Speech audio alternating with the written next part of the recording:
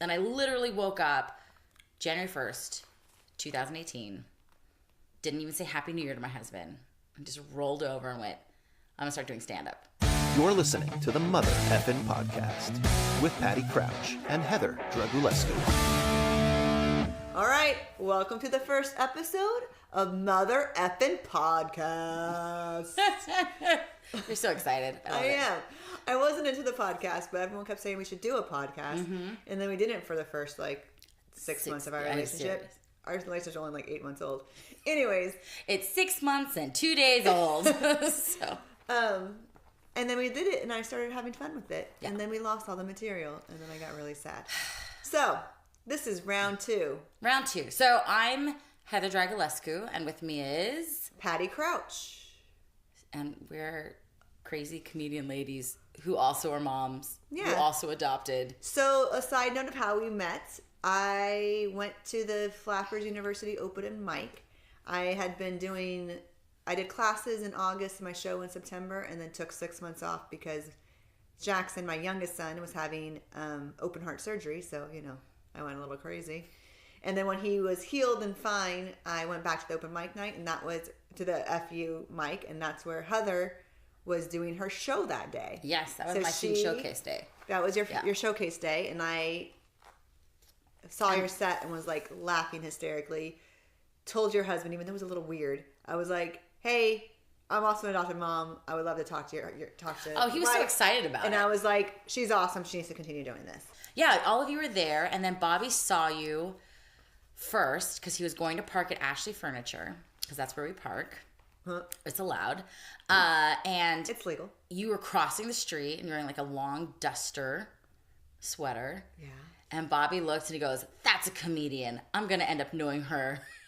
And now we do. It is, yeah. Which is crazy because I don't think we talked for a couple weeks, and then I think I text again saying, "Hey, are you still doing it?" or something. I texted you first just because you gave Bobby your number because he was like, "Oh, my wife is," he talked to you. Well, it was weird. I was like, "Give your wife my number." I don't want you to have my number. Bobby, you're a great person and all, but I love my Chris, so it was kind of awkward to give my number to a guy. I know.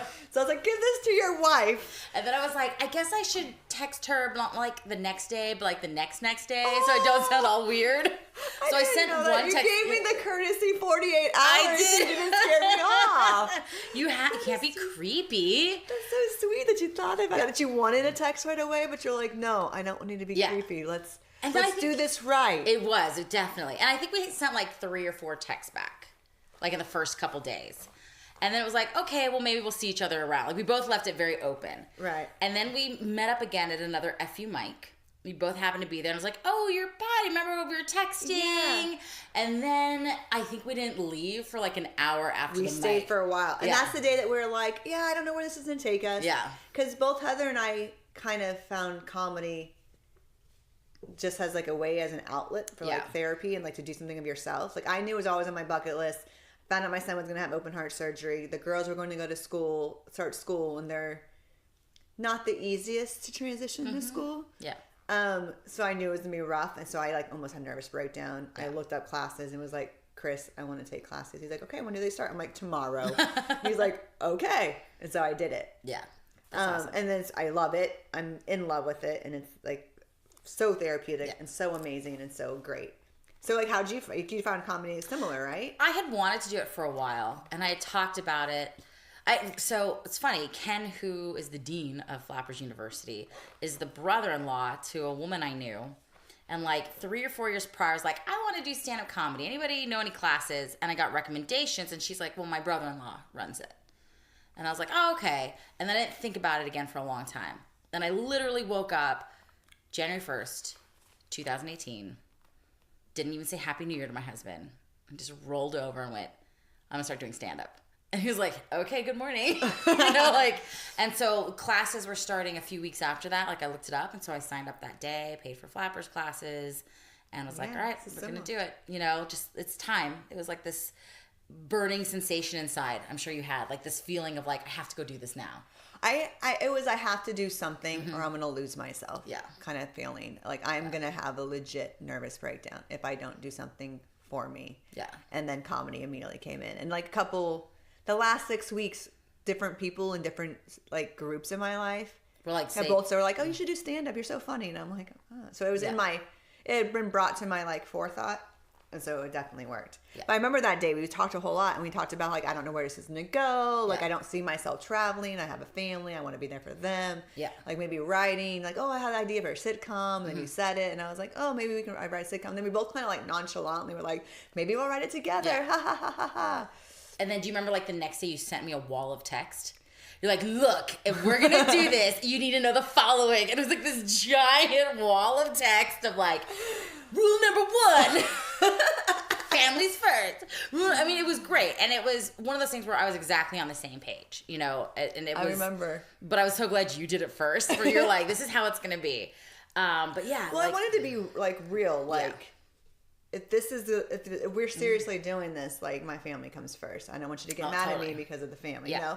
And the communication is huge for me. And I was like, I just want to make sure we have clear communication. Like, which I think we do. We do. I honestly think it's rare that we go more than 48 hours without like texting or something with each other. We tend to respect each other on the weekends. I think we're just so busy with our kids. Yeah. It's like, you probably barely And text neither anyone. one of us get like mad if we're like, hey, can you talk right now? We're like, no. We're like, oh, okay, I get it. Or getting off the phone really easily. Yeah. I'm like, oh, you know what? Kid's about to set fire to something. Gotta go. Bye. Okay. So we have kids. Yes. So another thing the reason why I think Heather and I get along so well is because we both have very similar stories in the sense that we both adopted 3 kids through foster care here in LA. Yes. But we have very different stories within that, which is quite interesting. So why did you and Bobby decide to adopt? I wanted those sweet Jesus points. I just always wanted to. I read I remember 2020 had a thing on Romanian orphans, and like they did a follow-up story 6 months later on American families that adopted these Romanian orphans and how happy these children were to have parents. And you know, Maury Povich used to do a whole adoption because he adopted Maury Povich. He and his wife had adopted. I don't know how many kids, at least one. So I would always see these things about adoption. I read like Anne of Green Gables, and I was like, oh, adoption's beautiful and wonderful. So when Bobby was 17 and I was 15, we started dating, and I was like, we're going to adopt. And he didn't really care at the time because he was 17. And I don't even think he thought at the time, like, I'm going to be with this person forever. But so he said, okay, and I held him to it. So you're like, what you say at 17 is contractual. Contract, but technically he was under 18, so he really could not have been held legally responsible for that. But shh, don't tell her. I know, it's too late now.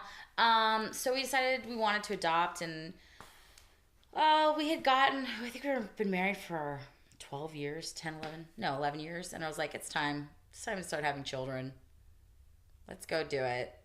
And we've sort of had some fun. We were bored. We're like, we've done everything else we needed to do.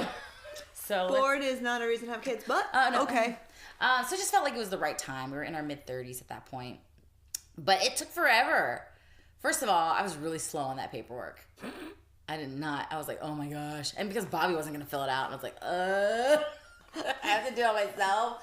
So it took me a long time to get the paperwork done. And then we could not get matched.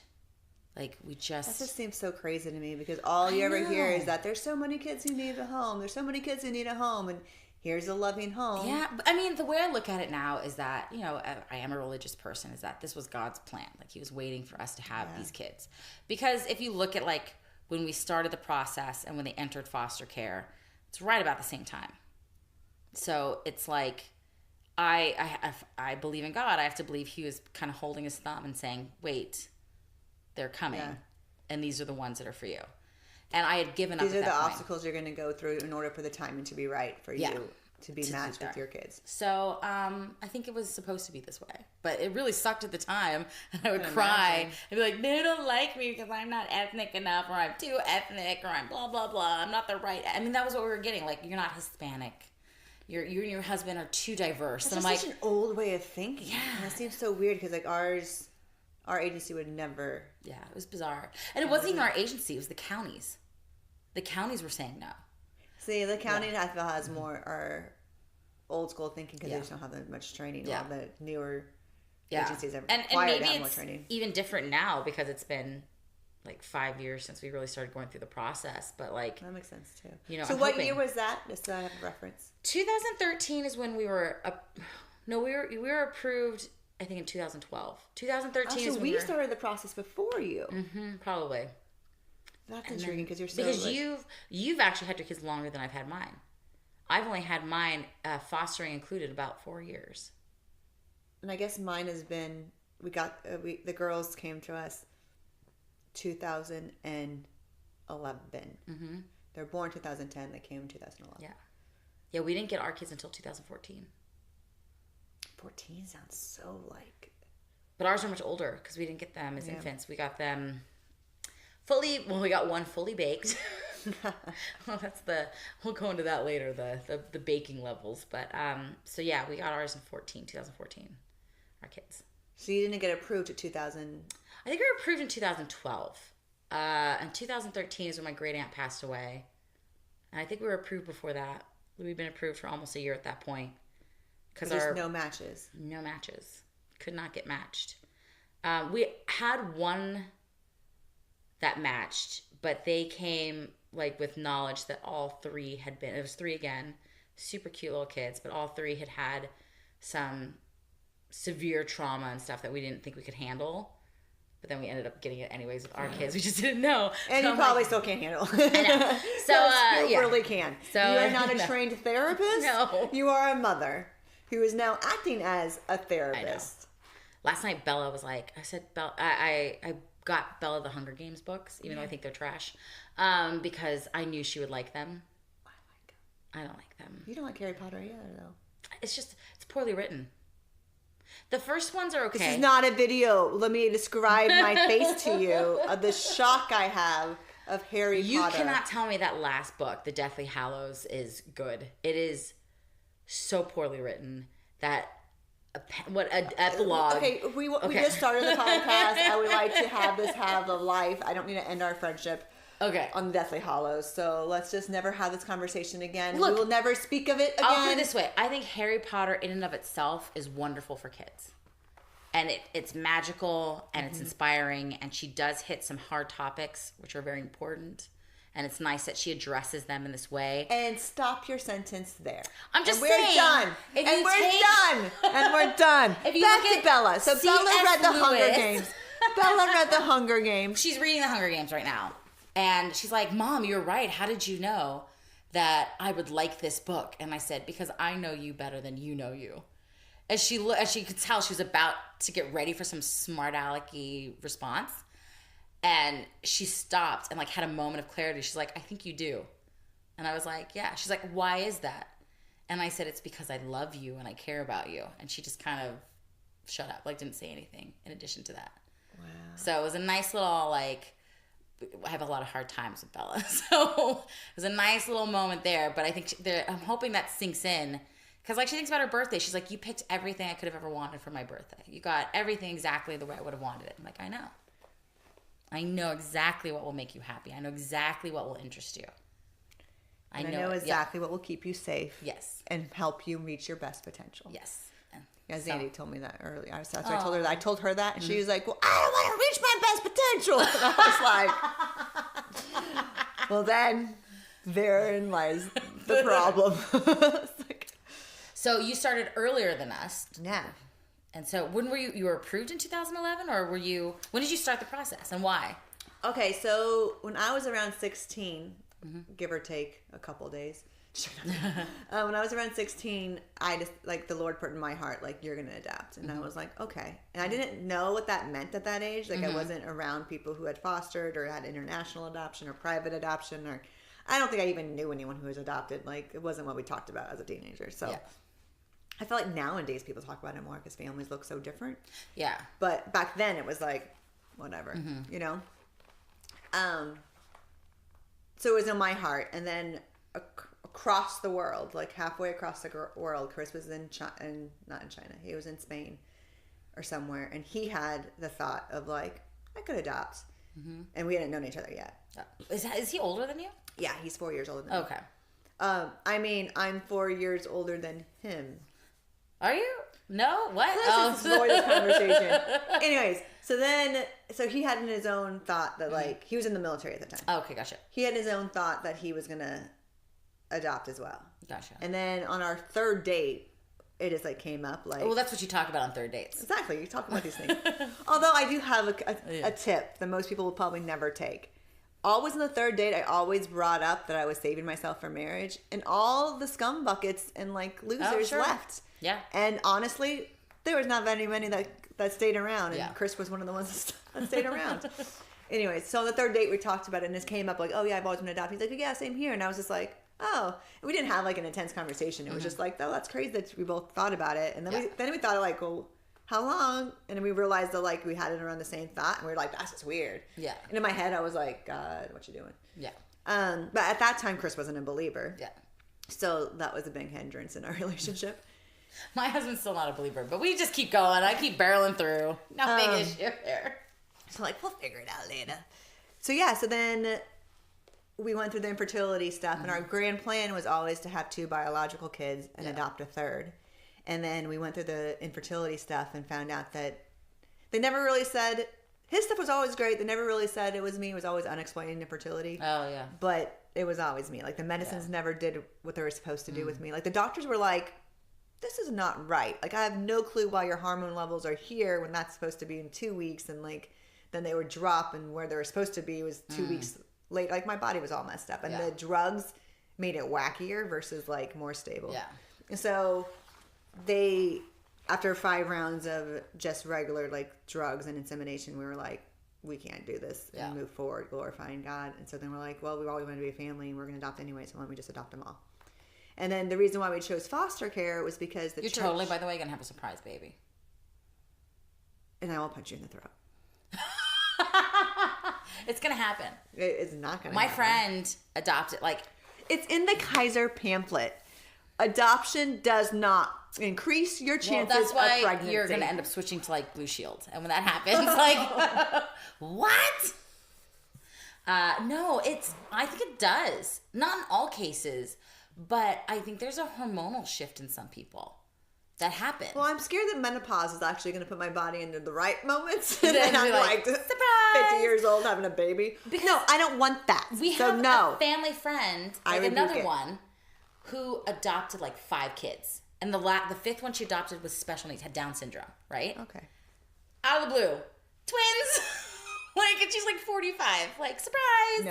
No. I'm just saying. It could happen. It could happen, and I've been praying against it the whole time, to the point where I'm like, Chris, maybe we should spend $2,000 for you to get a vasectomy, because I am done.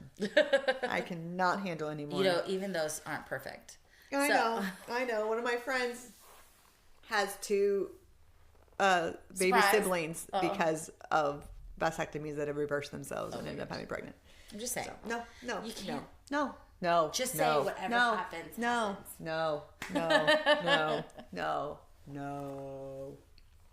So then we fostered. Yeah. And we started the process like June 2nd. And we were certified by like, it was August 29th, I think, of 2000. You were fast. Chris is competitive, and there was a couple that did it in 6 weeks, so we did it in 8, and he was mad that we didn't do it in time. But we couldn't with the classes and stuff. And we literally got fostered like that Friday or Saturday. We got fostered that Friday, I think, and then that Monday or Tuesday. Because it was a 29th or 30th. There was a 29th that we got 29th, and there's only 30 days in and then we got a call for September 1st. So it was like really quick. Did you put that you were willing to foster and knew that reunification was a possibility? Yeah, ours was always like... So that was the one thing that we didn't do, is we said we wanted kids who were going to be available for adoption. It's a different list. Yeah. So we got a list of like, we'll see. Because we always went in it with the idea of like, we'll show the family Christ, and if they end up cleaning their acts together, that's fine. Like, I always had this mantra of, I'm willing to get hurt so that these kids can be loved. Yeah. Kind of thing. You're a better person than I am. Because I was like, I don't want to deal with that trauma. After I got hurt, I was like, screw that, we ain't doing that ever again.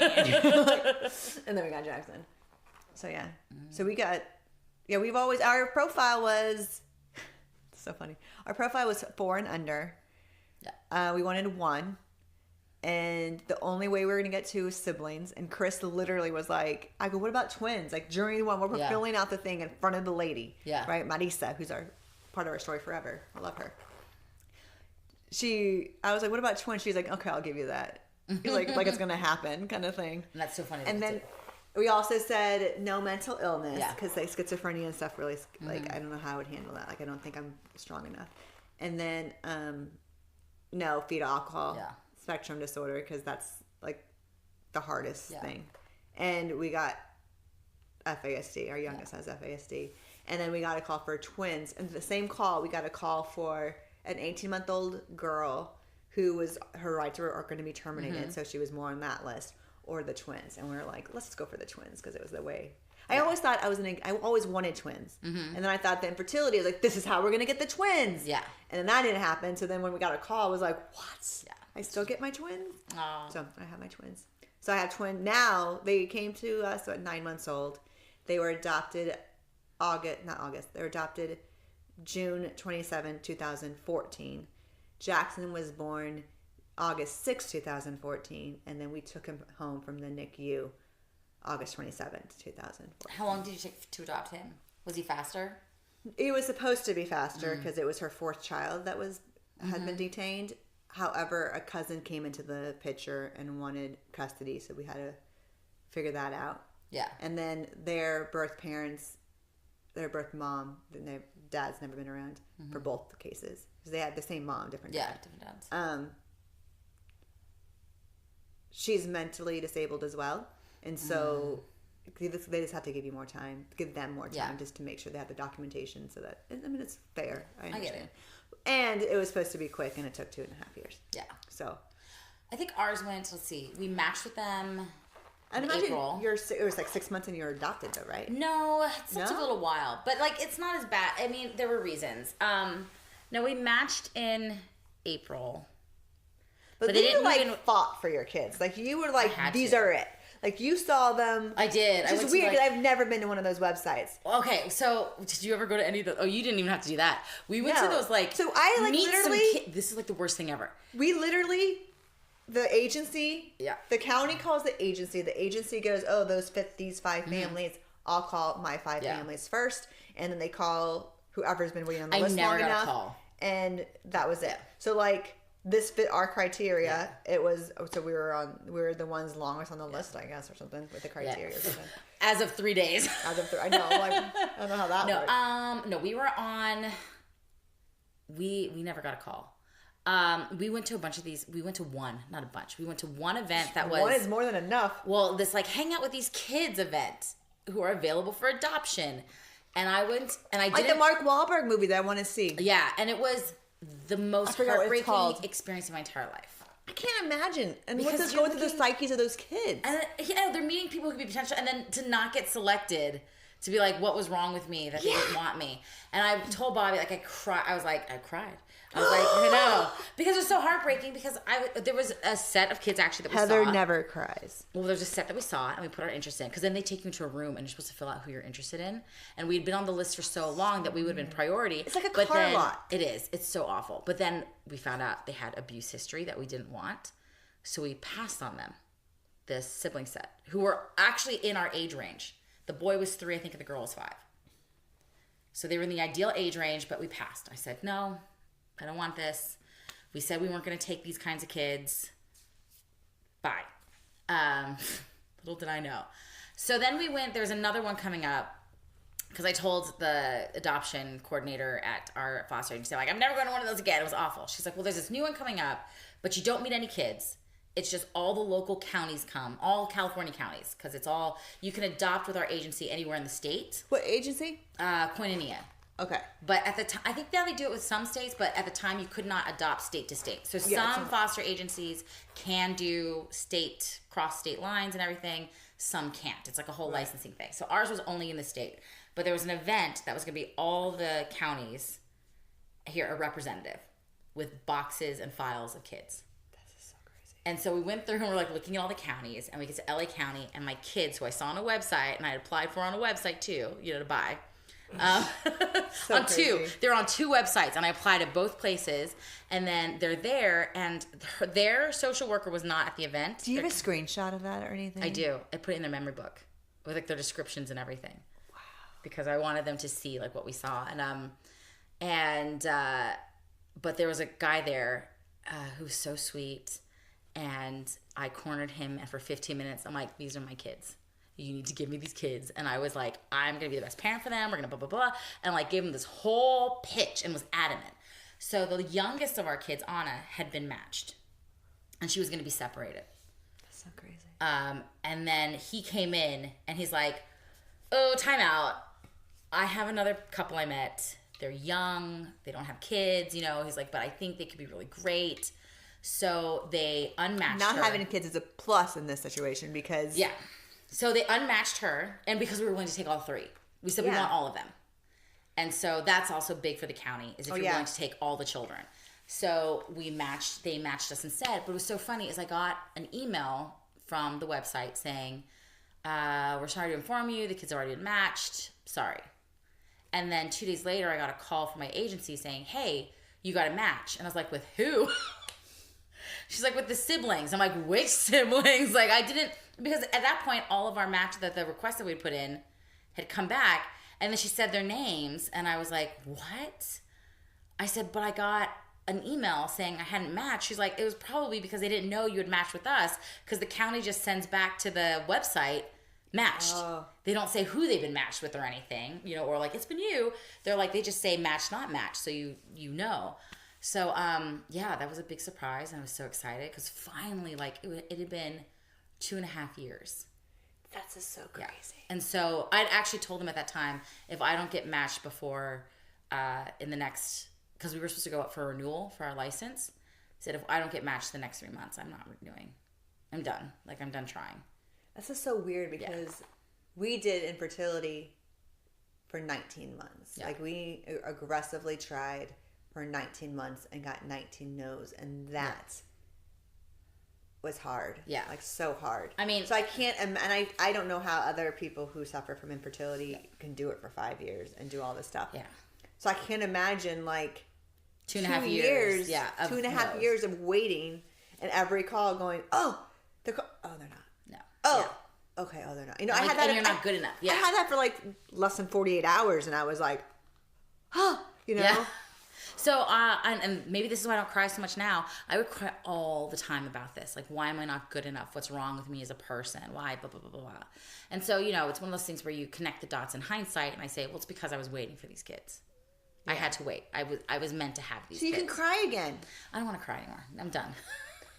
No. I'm so tired. Because I cried through that first year. Oh, the stress of it all was awful. So we matched in April. We started meeting them in June. And July 27th, they moved in with us. Of what year? Of 2014. They moved in with us. So, your dark years coincide with my dark years. Hooray! That's why we understand each other so well. So it was so soon. It wasn't that long ago. So the first approval would have been August. The first court date was August, but the judge was like, they've lived there for less than a month. I'm not approving this adoption. They need to be there for 6 months. Well, LA usually has a thing where you're not allowed to adopt for 6 months. Like, they have to be in the... It depends. Well, there's always circumstances. That makes sense. But the lawyer's like, they're probably going to say they have to live for you. She's like, it's standard. It's standard, 6 months. So I was like, okay. So I understood it was going to take 6 months. Even when they relinquish the rights, like when it's like full... Well, the rights... So, okay. The rights were already gone, but then maternal grandma stepped into the picture. But they're like, maternal grandma can't get the kids because she's part of the complaint. And she has open, what is it? CPS files, like CPS, like DCPS cases on her. They're like, there's no way she's getting these kids with that way. But yes, and I didn't think that's wise to have a 6 month thing. Like, really to make sure that you're let stick it out. Everyone get settled. Let everyone figure it out. Let everyone do it before you make a permanent decision to alter your family for the rest of your life. So the problem became in August when we didn't go to that court case. We didn't need to. The kids didn't need to be there because they just moved with us, and we'd had so many people show up in that first week to take a look at them and everything. Like, you know, so many social workers, the lawyers, And I remember getting a call. No, there was another case in September. They were going to revisit in September. I don't remember why they were going to revisit in September, but they were, and they did. And the only reason I remember September is because by October things had changed dramatically. So in September, we're getting ready to go to a visit on the weekend with the maternal grandparents, and I get a call from the social worker from the county, which is rare to get on a weekend. Yeah. And she's like, no photographs. They're not allowed to take any photographs. Don't do it. And I was like, what? She's like, don't let them take a single photograph. I was like, okay. So the grandma pulls that phone. I said, I'm sorry. I don't know what's going on. I was just told you can't take photographs. Maternal grandmother starts swearing up and down, like profanities in the middle of this McDonald's with all these other kids and stuff, and just leaves 15 minutes into the visit that she's supposed to have for an hour. And our kids are like, all like, what happened? I'm like, I don't know. And then finally the social worker calls back and she's like, look, they went to court this last time in September, and they presented photos where they said the kids looked depressed and abused, and that you were abusing them and you weren't feeding them and like all this stuff. She's like, we had submitted all the reports on that exact visit to the court, saying like the kids were happy, they were doing well in school, they were well adjusted, like all these things. So they knew she was lying, but you don't want to let her take photos anymore. And so there was another case, and she's like, also, you need to start recording, like not recording, but transcribing your phone conversations. Like not word for word, but this is what the kids talked about, because she claimed that the kids were calling her every night saying that they were being abused and to come rescue them. So I would have to say, that's what they were trying to call when they were in the other house. Seriously. So I would have to, when they call, be like, phone call from grandmother, this time, talked about this, their phone ended, like, this kid gets on and talked about this for this, and like I would have to transcribe out basically what they were talking about and submit it every evening. So we went to Hawaii with the kids, and grandma was, and then, so we got at some point in September, the judge was like, she's only allowed to call once a week, because it could be any time they wanted. But it became once a week call, and then on the opposing week, they can visit. So it was one call and then visit face-to-face. A call. And we had to do a face-to-face in a public place. We did it at a library, and there had to be a social worker on hand at all time. Yep, ours has always had to be supervised. So, but they thought our supervision was enough, because we were doing it supervised just as us.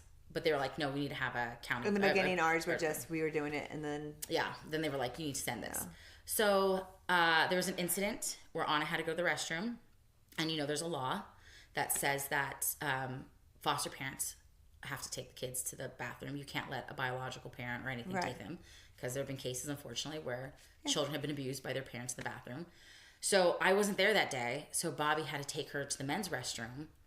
And when she came back, the grandfather in the middle of this library started screaming, like, don't you ever let a man take you out, and like made Anna burst into tears. And like Anna would not go near a public restroom for about a year afterwards. Like it was hard to get her to go to a public bathroom, which is very funny, because the first time she finally went was this El Pollo Loco. I was like, just go by yourself, it's fine. I'm going to sit here, I'm going to watch.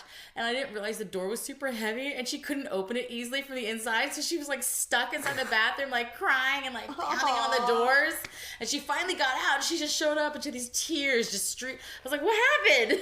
But for whatever reason, that traumatic event with that, like, cured her, and she was fine going after that point.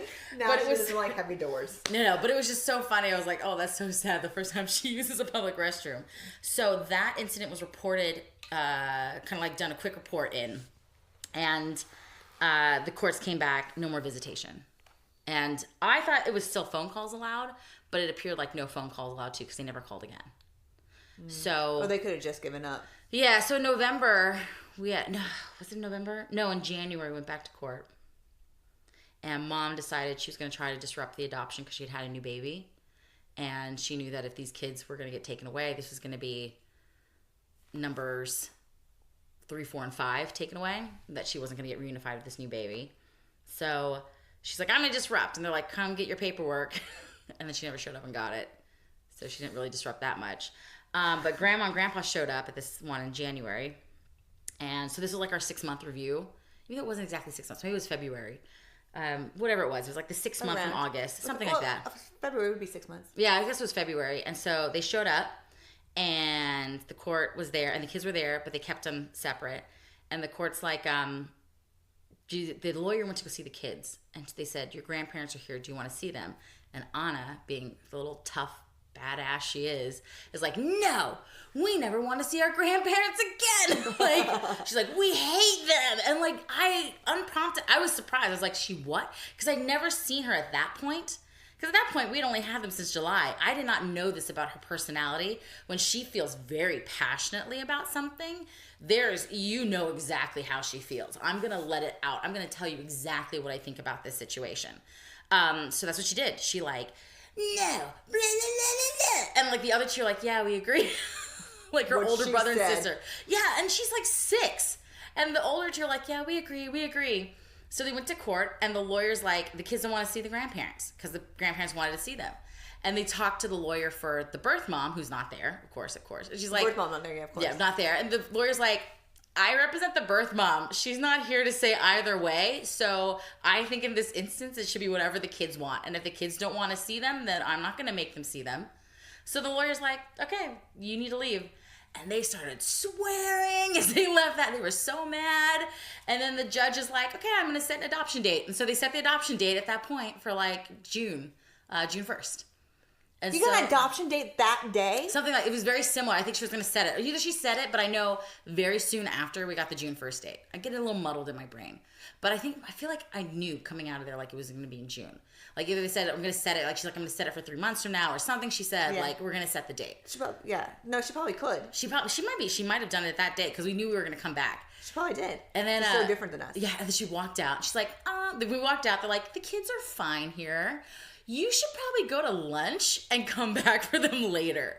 Because she's like, the grandparents could be waiting. You never know if they're in the parking lot or whatever. She's like, you should go to lunch. The kids will be fine. And the kids didn't care. They're like, we had pancakes for breakfast. We got burgers for lunch. You left? We left because they were at the child courts. And like they've got a whole daycare with toys and movies and everything. Wait, which one did you go to? Edelman. You never knew? No. Oh, yeah. So they went down there, and they're like, hey, the kids are fine. They're like, they didn't have enough kids today, so we got extra pancakes. And, like, they had a blast. So they didn't care. So they were like, you should go to lunch. So we went to lunch and came back 2 hours later, and the kids were like, oh. They just didn't want the grandparents following you or trailing you. Because that's happened before. When, like, when that rights have been severed, they've had instances where the birth family's waiting, and then the kids come out and they start a big to-do. So they're like, you should just go to lunch. We never had to take the kids to any of our... You didn't have to take them to court? Oh. Ever. And then you took them on adoption day, though, right? On the day. Yes. So yeah, we went to Edelman. It's very triggering. Yes. Oh, I know. For Jackson didn't care, and the girls didn't care for theirs, but it triggered them. I didn't realize how intense it was for Anna, what was going on. But she ended up like puking all over herself like afterwards. And she cried. She's like, I'm sorry, I threw up. Like, it's fine, hon. We're going to Universal Studios today. It's fine. We're going to change you. And we did. And we took them to Universal Studios because they never read the Despicable Me ride, which is all about celebrating the adoption day of the 3 girls in the movie. Aww. And they love Despicable Me. And we came out. Did I ever tell you this story, the Universal story? So we came out, and it just so happened the 3 girls are standing at the exit for photos. So we get in line because nobody's there. It's a weekday. And when they're there, we've got these signs made like, today's our adoption day. So we're taking photos with them, and Anna's being adorable. And she's like, we have the same adoption day. And like, everybody's celebrating. And one of the like cast members goes, can I take a photo of all of them? I'm like, yeah, sure, go ahead. So my friend works in entertainment. He's like, Heather, you were here today? And I was like, yeah, why? He goes, your photo is being passed around Universal, like backstage, like crazy.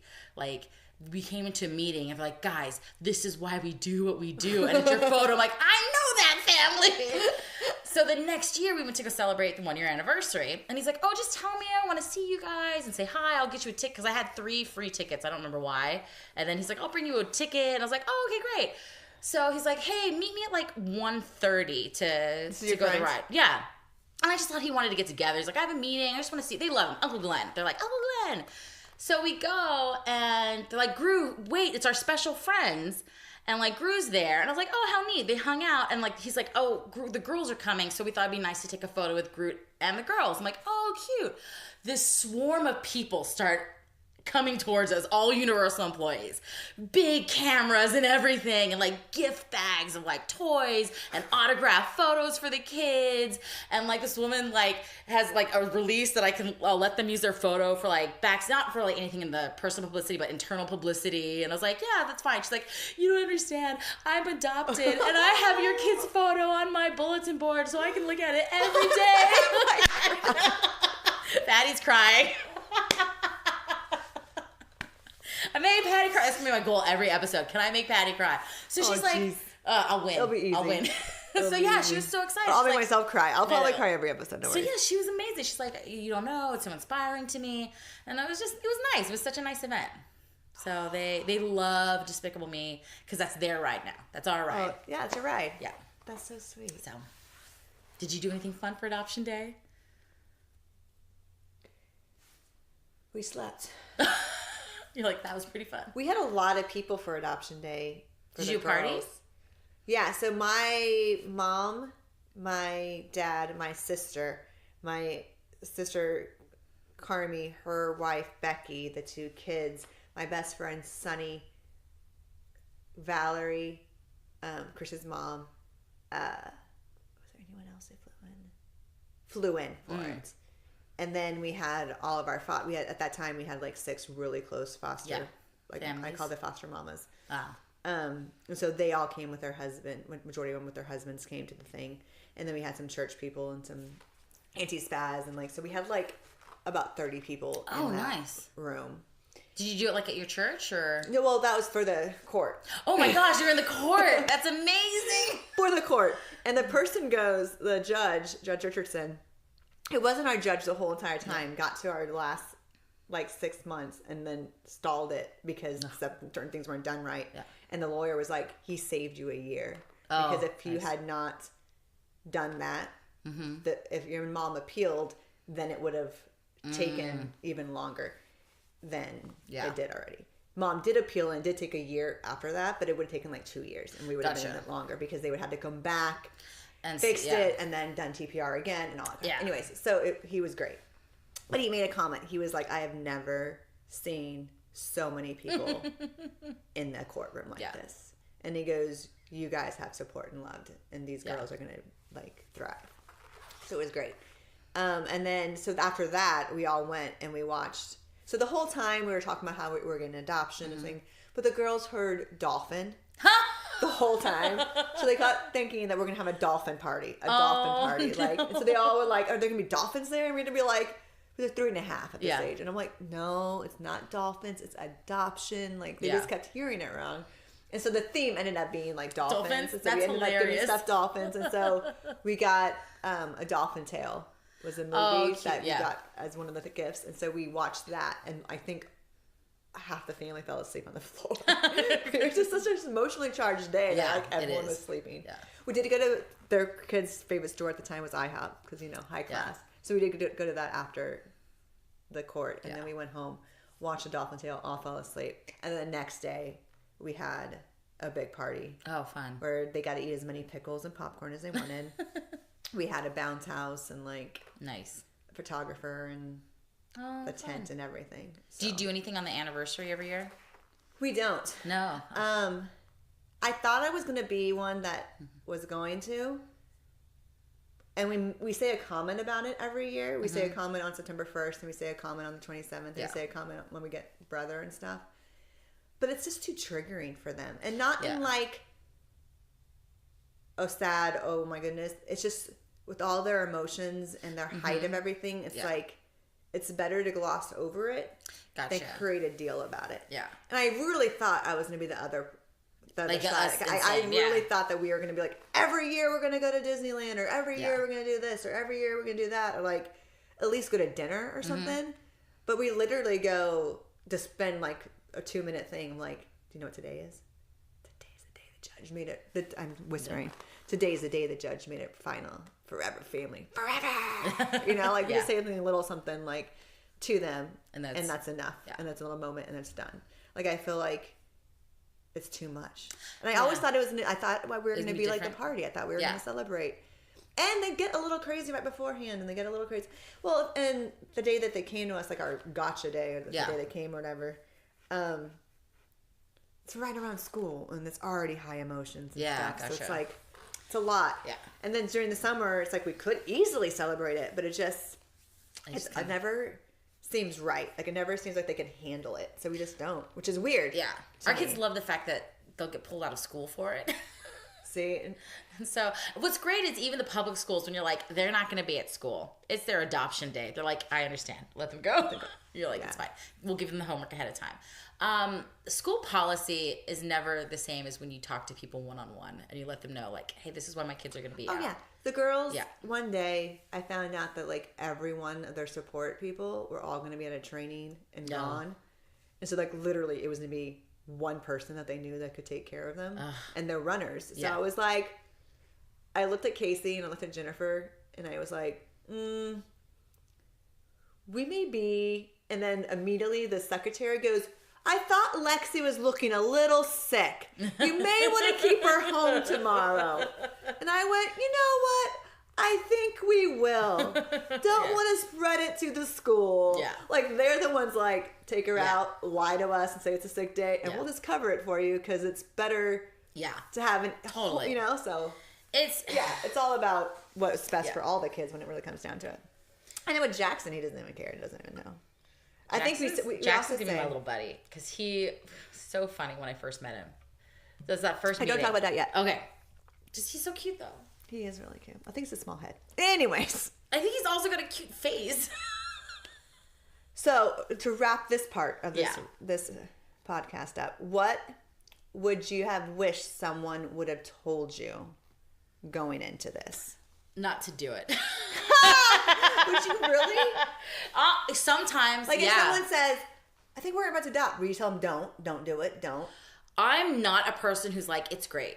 When everyone's like, oh, I want to talk to you about foster adoption, it seems like something I'm interested in. I'm like, okay, you should know it's going to be the hardest few years of your life. Yeah. And like, and then I'm like, and then you don't care anymore. Like, you become numb. You're like, seriously? I'm like, look, so I love my kids. My youngest and my son and even my oldest one, when she's not being a teenager, which she's now a teenager all the time, so it's very rare, but they provide joy every single day. And I can honestly say I love them with my entire being. You know, they are my children, you know, through and through. But man, I wouldn't have done it if I had known the sheer amount of emotional exhaustion and despair I was going to go through. And it almost ruined our marriage. You know, Bobby and I, that's the other thing. It's like this is what I always loved. This is why I picked my foster agency, is they said, our priority is you. It's not the kids. Like, the kids have tons of resources. There are going to be so many people in their lives looking out for them. They said, but you need somebody looking out for you. Because if you're not supported, those kids aren't going to survive. He's like, if you feel loved and supported and cared for, those kids are going to be loved and supported and cared for. Yeah. It's fine. So that's why I ended up with them, is because they were all about the adults. And it is necessary, because there were times where I would call the emergency line just to cry to somebody and be like 3 a.m. And they have, you know, I don't know if yours did it. They had somebody on staff, like an emergency social worker, 24/7. I'd be like, I don't know what to do. I feel so awful. They'd be like, like, I understand your feelings. In the morning, like, they would set up a plan of how we were going to address it, and we'll give your number to the social. And what I loved is if I called and I had one of these emotional breakdowns at night and called the emergency social worker, like 9:05. The next morning, I would get a call from my regular social worker. Hey, I heard you called last night. I heard things were a little rough for you. Wow. And I felt totally supported by the people there. I would have my social workers on the phone for over an hour, just crying to them about everything. So I just think that I wish somebody had told me how hard it was. Because they said it was hard, but they didn't tell you, you're going to feel like death is the only option. Which is where I got at certain points. Like, I should probably just die right now, and then it'll all be over. And one day, maybe I'll feel better. No, I feel better now. Though, there are points where it's like, everything's going to be over soon. Like, we're going to snap. Oh, yeah. And it wasn't even, it's not their fault. But when I think here's what I'm trying to say. Nobody told me how the demons of the birth family can ruin your family. How things that you had no control over and your kids had no control over will manipulate and ruin your life if you aren't fully aware that it's doing it. And I wasn't fully aware for a long time of what it was doing to us. Wow. And it took a huge moment of stepping back, of getting my own therapist, of really working with the kids therapist to finally get to a point of going, I am being utterly affected by people I've never met and I hope to never meet in my entire life. And they're ruining my life. And it was a lot of that. Like, you don't realize how much they're going to damage you. Like, how it trickles down. Yeah. You know what I mean? Yeah, I'm crying again. What would you have told people? That, I don't know. I was asking you the questions. You weren't supposed to ask me the questions. I thought it was tit for tat. It is. I hate that saying. This reminds me of boobies. Anyway. Means we have Kit Kats. Boobies, Kit Kats. One and the difference. same. They both break. Well, I don't think people realize. I don't think I realized how. I was similar to what you were saying, like how much it affects you. Like, you knew about their trauma. Yeah. But you didn't know that their trauma was going to become your trauma. Yeah, exactly. I'm crying again. You know, because like you gotta get a cry counter going. That's 3. Oh, yeah. Are we gonna By the end of the year, we're gonna have the bingo. Like, okay, first time listeners, please email your count of how many times. Gracie, please email your count of how many times you think Patty's gonna cry for the whole year, and then if you're right, we'll buy you a gift card. I don't know. Of $5 to Starbucks or something. I don't know. I don't know. Whatever. Flappers. We'll get you a complimentary ticket to one of our shows. 2 item minimum after that point. Oh, that's funny. Yeah, I didn't know how much trauma their trauma was going to cause me. Yeah. Like, you don't hear about secondary trauma. You don't hear about how much loss. Like, you hear about their loss, but you don't hear about your loss. Yeah. Like, even when they try to prepare you, because they did stuff like that and say, like, you should deal with your parenting issues before you go there. But not even that. Like, it's the loss of just having adopted kids. Yeah. It's like, we can't celebrate birthdays like I thought I was going to be able to celebrate. Yeah. Because the girls can't handle it. Like, they could not handle their whole school class coming to their house with a jump house and with cake. Yeah. Like, a normal party of, like, 15 kids, they can't handle. It's too much excitement for them. They will melt down. Yeah. They can handle 2 kids apiece. Yeah. So the idea of me having these big birthday parties for them was gone. The idea of going, like, they get triggered with hotels. Like, the idea of, like, traveling easily is gone. And now I have to adapt everything to make it work if I still want to do that. So, like, the idea of all these loss that you have because your life just isn't normal. Like, they didn't tell me that part of, like, you're going to deal with your own trauma and you're going to deal with your own loss of the life that you thought you were going to have. Even if you thought, oh, I'm going to have adopted kids, it comes at you in so many different ways. Like, so many kids need different things. And then I don't know, sounds really bad to say, and I'm going to lose all of our followers, Gracie. I know.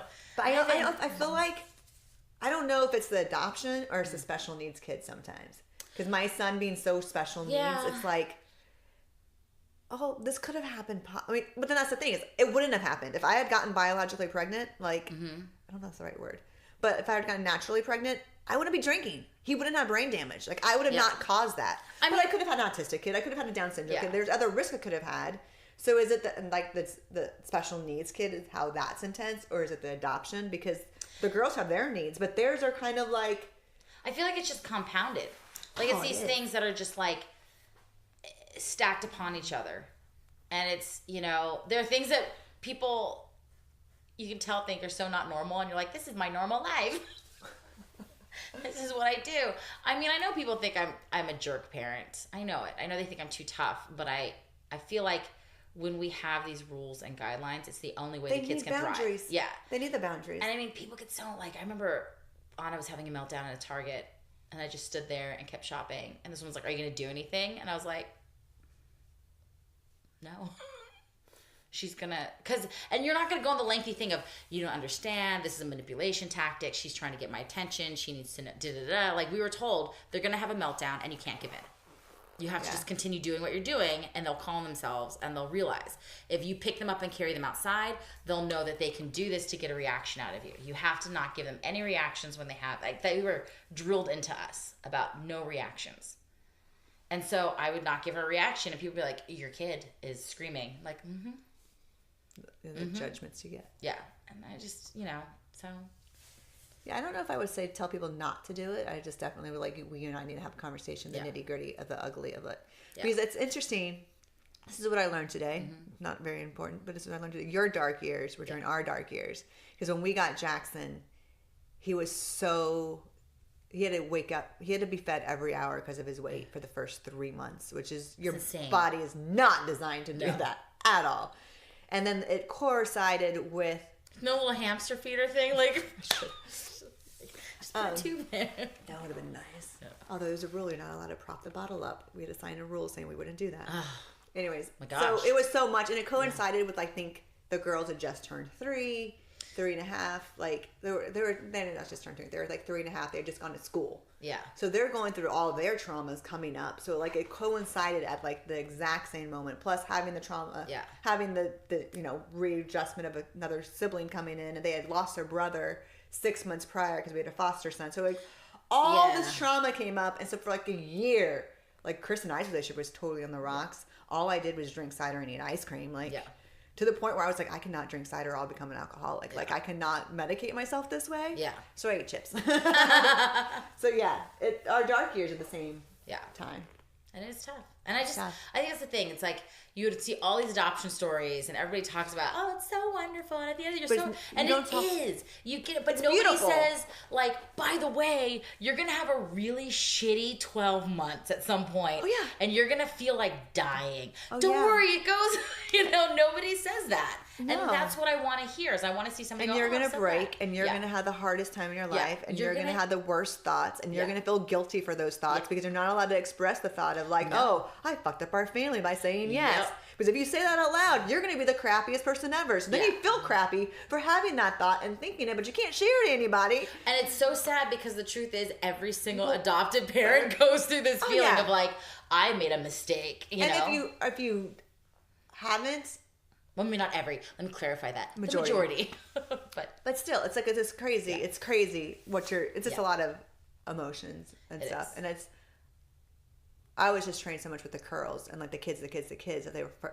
And my agency definitely checked up on us. They were like, have y'all gone on a date night? Or do you have support? Like they definitely were more than like the county would ever care, But it was definitely like, I didn't realize how intense my trauma was going to be by having them in our life. Because you're not designed to handle 6-hour meltdowns, and you're not designed to like be able to emotionally handle your daughter screaming at the window, crying. Yeah. Because they don't want to see their birth mom, but you're required by court. Like, no one tells you the emotional part of that. And then the dichotomy of, like, you're a foster mom, but you're also their mom. Did they make you take her? Because maybe it's because our kids were older, but they were like, if your kids don't want to see them, they don't have to see them. No, ours were required. Okay. Because we were told, like, maybe it's also because it was just the grandparents. They're like, the grandparents are different than bio parents. Yeah. Because like, the bio parents are trying to make an effort to like prove that they can take them back and all this stuff. It wasn't the grandparents. The grandparents aren't going to get them, so it's like just to keep bond. Yeah, because they were pissed off because like it started with like them not wanting to talk to them on the phone, and they would talk. They're like, "That's it," and I'm like, "Sorry," and I wasn't required to make them talk to them. So that's just horrible. Yeah. Anyways, okay, so thanks, Gracie. I hope you enjoyed this. Yeah, I was like, thanks, Gracie, for listening, and whoever else listens in the future, maybe. Yay. Bye. All right, well, that's us. Bye. The Mother Effin Podcast is hosted and produced by Patti Crouch and Heather Dragulescu. Subscribe to us on Apple Podcasts, Spotify, Anchor, or wherever you get your podcasts. And don't forget to visit us online at mothereffinpodcast.com.